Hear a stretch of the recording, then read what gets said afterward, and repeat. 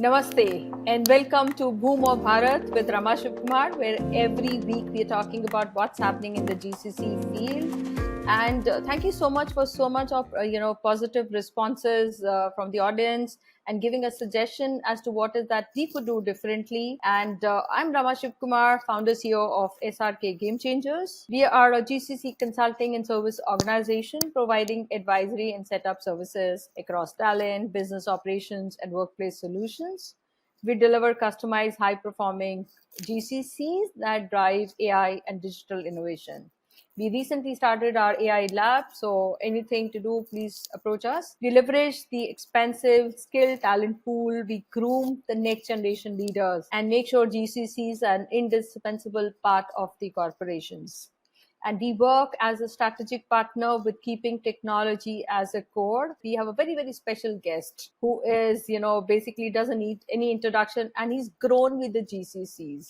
Anilesh Seth, for almost 2.5 decades, he's run 4 captives and has been a strategic consultant for GCCs and IT vendors.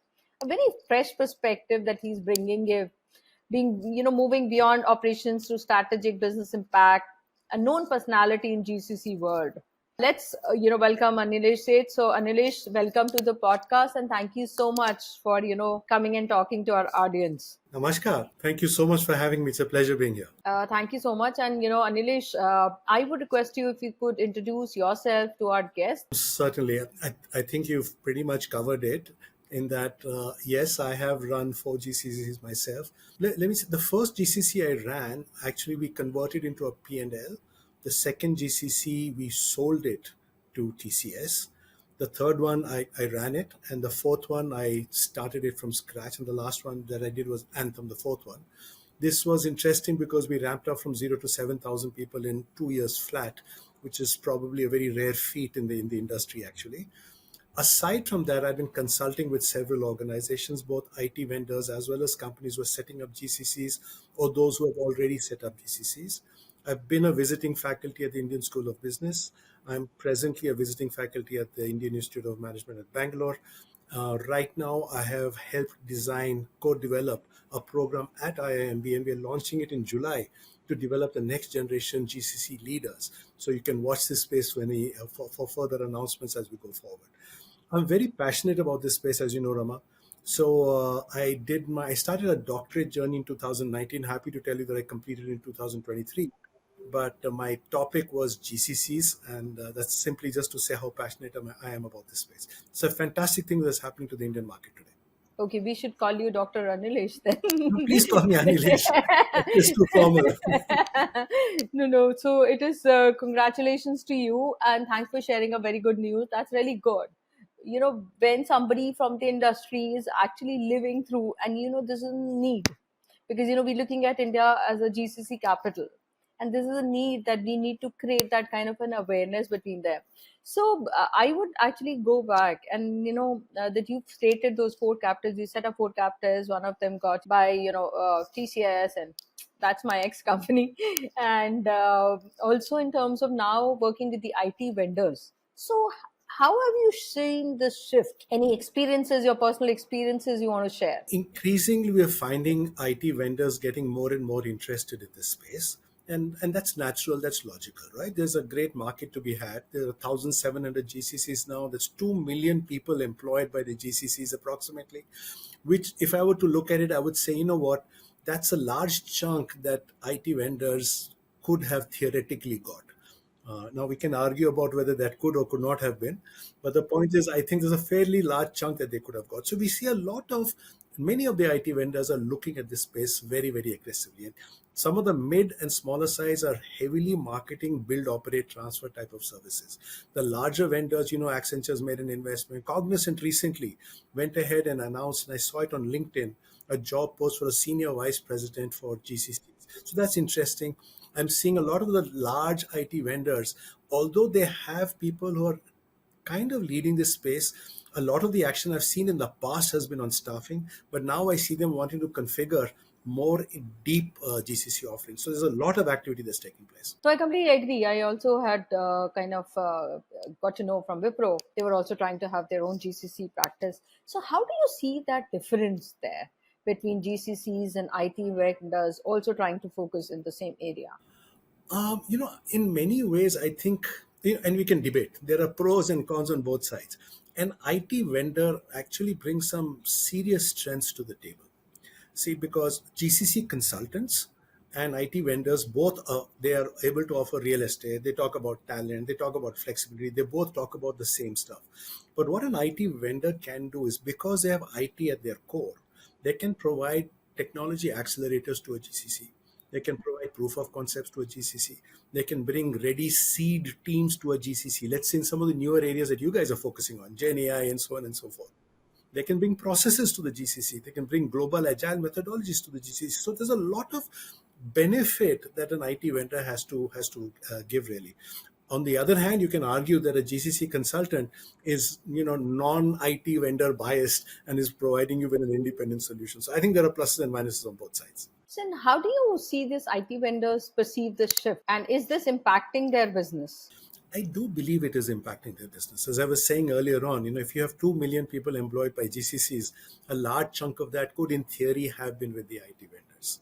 So I do believe it is impacting their business.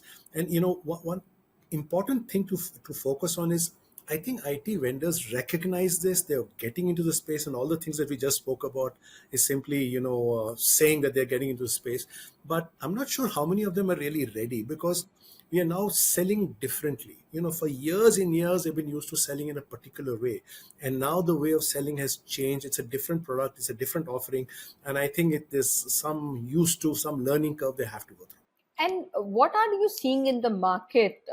I know these IT vendors are accepting, and I agree to your point in terms of point of view we're talking about. Some of them might have been working with IT vendors, but based on what I have also kind of seen, and just to add to what you see, when the GCCs are being set up, a lot of stuff where you say it's a confidential. Having done for Novartis myself, a lot of confidential stuff which you don't want to give it a third party, but you certainly want to kind of give it in your own captive, because you know that you could control the stuff there. So that is a good point what you're bringing. And you're doing a lot of work with these IT vendors. So what is that they are seeing as a kind of a shift, and what are they doing differently? What are you seeing in this market? Fair. And, that's a great question. Now, first of all, let me talk a little bit about why are GCCs being set up in the first place, and I'm going to come to your question. And at the core of this, of answering this question, is the fact that tech has suddenly become at the core of our existence. HR is HR tech, Fin is FinTech, Ed is Ed tech. So bank is bank tech. All of this tech is at the core, and the core is something that you typically want to bring in house. You want to internalize, correct?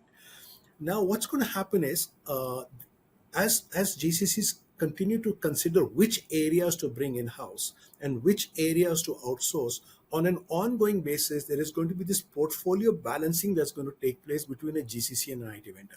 So think of both of them as in the same Venn diagram, right? Where a lot of work is being offshore. Some is going to the vendor and some is going to the GCC.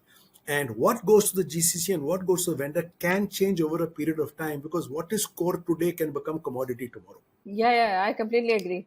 And this is very good. What example you shared, that they're going to revolve around, and it's like a collaboration, co-optation that we generally talk about today. When that is really very good, which you speaking around. So, is there anything that the GCCs companies can learn from these IT vendors, the companies who are trying to set up? Is there any, you want to share your experience or your point of views on those? uh, for GCCs to learn from IT vendors, I think there are tremendous partnership opportunities.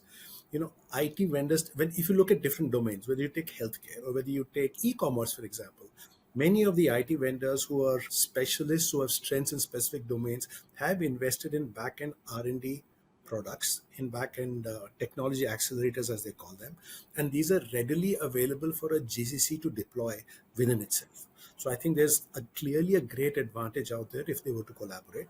The second area that I can see is when a GCC is being ramped up in, let's say, a new technology. You talked about Gen AI, for example, and that's a hot area. Everyone is talking about it. You can always incubate that team, an IT vendor.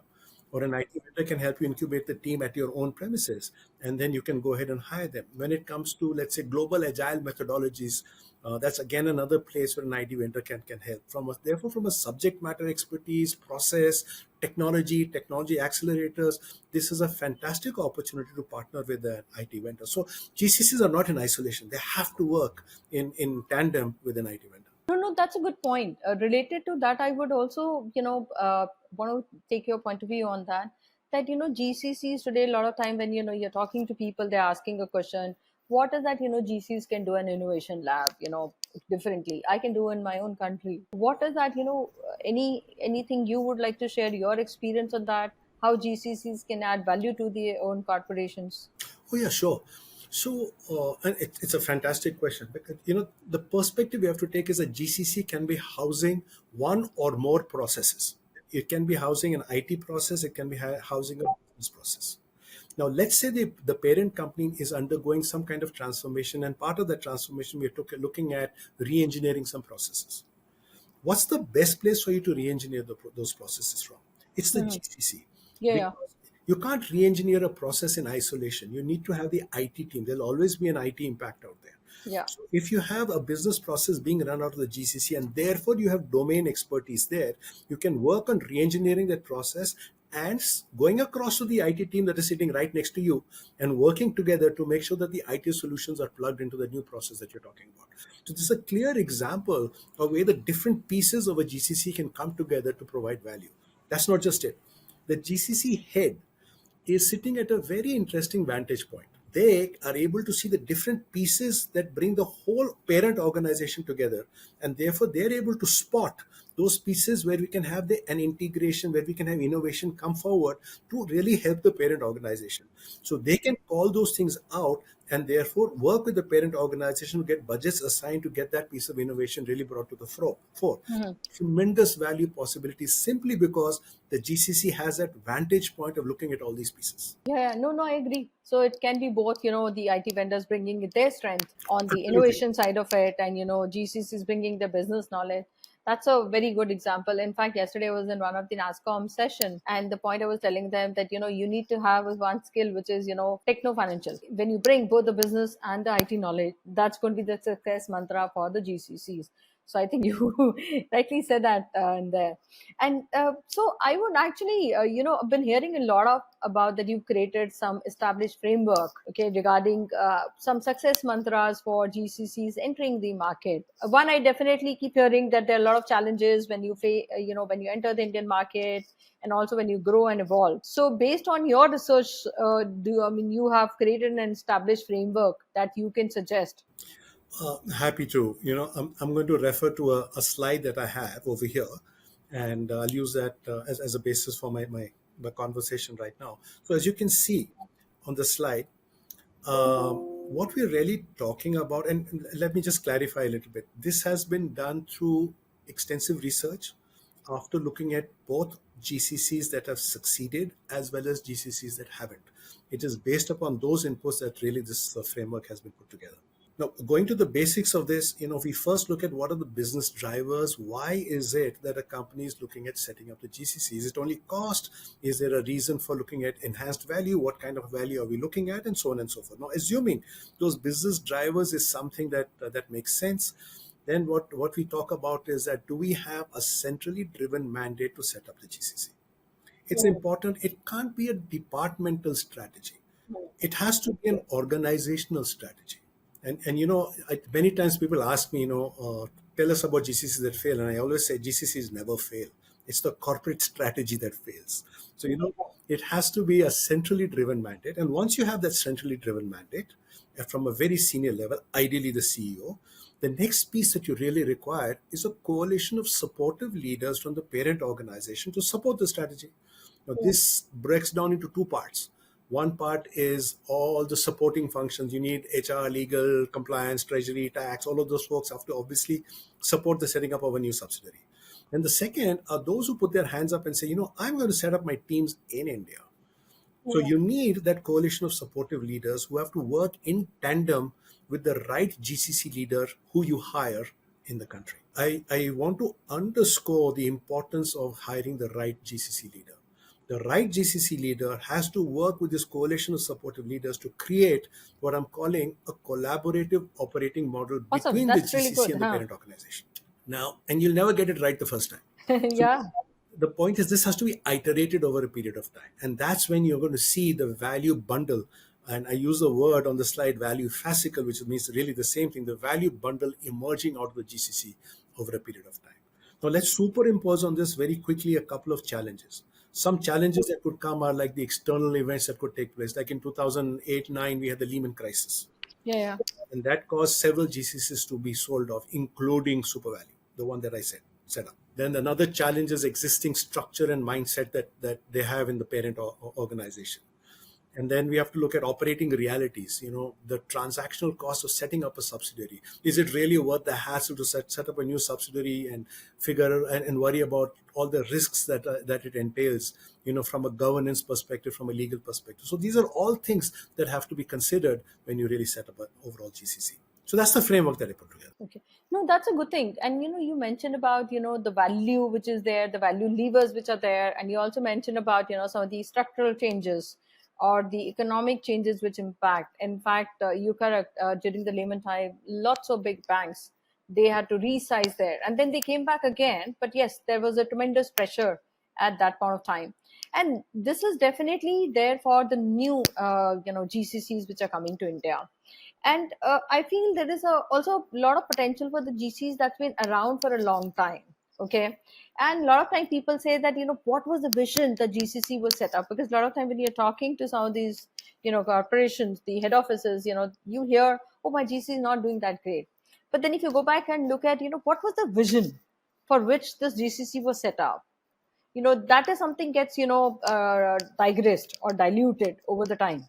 I also understand that you've created a framework which can suggest for existing GCCs how to evaluate themselves against it to ensure that they can relook, they can reinvent, and then they continue to remain a strategic partner. And when we say strategic partner these days, we're saying GCCs to have a seat at the table. So you want to share your experiences or the framework that you designed, especially in this area as well. Sure, happy to talk about that. So, you rightly pointed out about the different changes that take place. And, one word I'm going to use is embeddedness. It's important for GCCs to be set up in such a way that operating model that I was talking about has to focus on embedding the GCC strategy as part of the DNA of the corporate organization. If that hasn't happened, at some point in time the GCC is going to get questioned. We were set up with a certain vision several years ago. Now that was achieved, now where are we, where do we go in the future? Those are questions that get asked. So any GCC has to be built around what I'm calling business resilience, right? Okay. And this resilience can only come through building value over continuous looking at continuously adding value and being very clear that if we are not adding the value in certain areas, maybe that's an area for us to think about outsourcing. You're not losing face by saying here is a piece that is best outsourced, right? Yeah, it's finally it's you're looking at an overall strategy. So with that backdrop, let me just show you very quickly this diagnostic framework that I have. And this framework, you can see on the slide, has the same 5 components that I talked about in the establishment framework. First of all, it evaluates, do you continue to have a centrally driven mandate or not? Do you continue to have that leadership support or not? Do you continue to have the right GCC leader or not? Is your collaborative operating model appropriate for today's context as it was before? And finally, are you creating on an ongoing basis capabilities that the parent company requires and values? This is what I call firm specific assets are being created. You are continuously applying value over a period of time. Now, evaluate yourself against these 5, as you can see on the slide here. And I've shown a hypothetical evaluation for those who are interested in looking at how this could work and some possible actions to take for this hypothetical situation. Bottom line is you have to continue to find ways of adding value. You have to realize that leadership changes, and therefore change management is going to be an ongoing activity that you have to undertake. Setting expectations is something that you have to undertake again on a continuing basis. Only then are you going to be able to embed that resilience into your. No, that's awesome. So, the five things you're talking about, especially that, is the leadership still there? It is very important to see that you're the leadership team of the global headquarters investing into it. And that's very, very important. And then I also see that a lot of times when I advise them that saying that, okay, your functions like, order to cash, your billing, your procurement, to pay invoices are something that you could do it through the third party, your L1, L2 support. And where you need your innovations, your research labs, that's where you should set up a GCC. That's for the larger corporations. When you're looking at the middle stand or mid size, that's where you could do a combination for them. You could do a third party model within the GC for them that can work in terms of the cost of, if I'm looking at the cost of capital, or if I'm looking at business case, can be very positive. And I think you rightly said your model is really superb, and my audience is going to get very, very excited about this model. So thank you so much for this. And you rightly said that we should not say the GCC that was sold off or shut down. This is something which is basically the GCCs where the corporation decided or changed the vision. So any lessons from those GCCs which came to India and the vision got changed, from your personal experiences, you would like to share that? I think it's essentially what we've already spoken about, but let me bullet it out a little bit.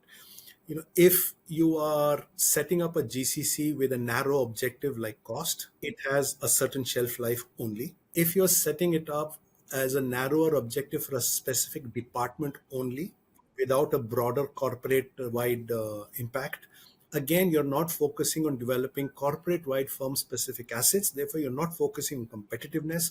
Therefore, it's really not going to take you very far. Most likely, it's not going to happen. You have to continuously make sure that if there's a change of leadership, you are in tune with that, and there is this continuous buy-in of what's going on there. Vendors are good partners, but they can also be a threat. And the reason I'm saying that is, always you have GCCs who are looking to consolidate a lot of their outsourced work. So from time to time, they'll suddenly say, hey, you know what? Let's consolidate our outsourced deals and go to one or two vendors instead of five, and we'll save cost. And when you do that, that vendor comes back and says, you know what, let me take a part of this GCC operation also, I'll save you further cost. And if there's a new CFO out there, that sounds like a very tempting offering, especially during times of downturn, and they'll probably grab it and may end up really throwing the baby out with the bathwater. So these are some of the lessons I think that one has learned. Very important. Lehman crisis then, Trump crisis now. I have no idea how this is going to play out. Yeah. Watch this very carefully. No, I was hearing two, podcasts in the morning, and where of Mr. Dhar, and what they were talking about is, he's sitting on a chessboard. So what's the next move? You don't know about it, and everybody's watching. So you rightly said that, and that's really interesting part to watch. I see that as a positive in terms of how some of these things going to shape up, because today our talent and the ease of business which has been created by the current government, Narendra Modi ji focusing on Viksit Bharat 2047, and a lot of focus on creating that awareness about yes, AI. And there, in fact, I always dream of 2047 India has its own deep sea. And somebody and there was a good discussion about what startups are doing in India versus China. So yes, I see that as a big potential for us, where talent will not be available anywhere. And the way the kind of ease of business has brought in, for one job position you have 500 people, and trained people. You look at bells near Gurgaon, Noida. You can see a lot of people, AI knowledge, colleges which are depart that. Where can you see all of these things globally? And I would also say that now that the larger corporations have already got well settled here, what do you see as a kind of a potential or a message you would like to kind of say for the mid-sized companies, that should they go for a third party, should they look at setting up their own GCCs? So any point of view on this? That's a fantastic question and not an easy one to answer. You know, if you look at mid-size GCC, see, size does matter, but a lot depends upon your objectives of why you're setting it up. So you're setting up a small GCC of 100 people, right? The cost savings may not be that significant as compared to a GCC which is 1,000 people or 5,000 people, right? So, but then why are they setting it up? Talent, as you rightly said, talent is a key driver.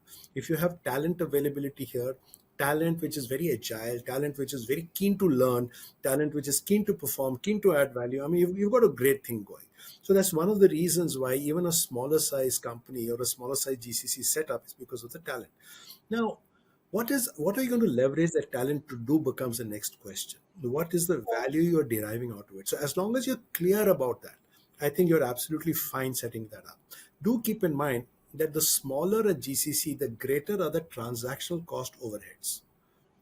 See, when if you're managing a subsidiary of 1,000 or 5,000 people, you have the senior level folks who are paying attention to this from overseas, and you have the legal, finance, compliance, tax, all of those focus people who are really focusing on it. And when you're having a smaller one, that additional transactional cost, is that a cost you're willing to bear? Is the question that every GCC needs to answer. In most cases, I think the answer is yes, as long as you're clear of the value that you're getting.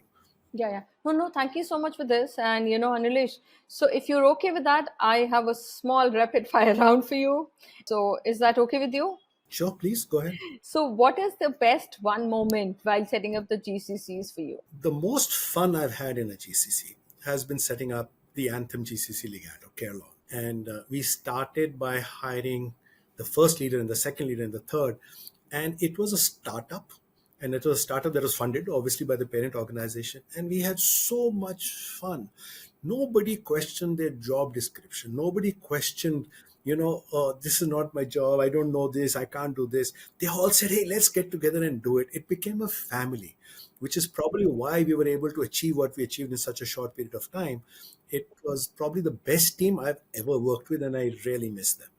Okay, okay. No, no, thank you so much for this. And the other one, lighter side, you keep yourself very fit and you keep reading books. So, what's the mantra behind this? Just innate curiosity, I think that's all, and the desire to learn. I think that's it. Yeah. And, one book or a mentor which who has inspired you through your entire professional life. I'm going to name two. One of my first jobs that I ever did was at the company called NIIT. And the founders, R.S. Pawar, Vijay Thadani, they always focused on building a culture that was pro people and pro vendors. Because if you don't treat your vendors well, the vendors are the ones who are helping you manage your operations and your people. And I think that's one of the lessons that I've imbibed from them. They were very inspirational leaders. They're fantastic people out there. And a lot of the values that I've imbibed from them is, I think, what I've been trying to practice in my career. Yeah, yeah, no, you rightly said because it's an entire ecosystem, and which is where you're creating it. It's not just your own people. So when you say people, people are your own team, your stakeholders, and your vendors. The entire ecosystem which is there. So thank you. That's a wonderful point that you mentioned about it. And NIIT, I remember going back to my college days when I was in Delhi with Lady Shriram College, and it used to be a very big brand, okay, where people would look forward to getting an opportunity to work with them. And I'm sure that is goes to the leaders or what you're talking about, the ethics, what they bring about. Oh yes, and I'm going to quickly jump in and add one more thing. I think they were, I think, a day one or a day two, probably a day one hiring company at the IIMs at campus, despite the fact that they weren't paying salaries like a Citibank, for instance, at that time. So they were clearly a preferred employer, and they were doing something right. Yeah, yeah. Okay. No, thank you so much for sharing this. Anish, so if there's a new companies which are looking at setting up GCCs in India, what are top three things which you feel they should focus on to ensure that they get the right successes in India? Must do for them. Uh, One thing is, please look at my chart that I'd shown earlier about the establishment framework.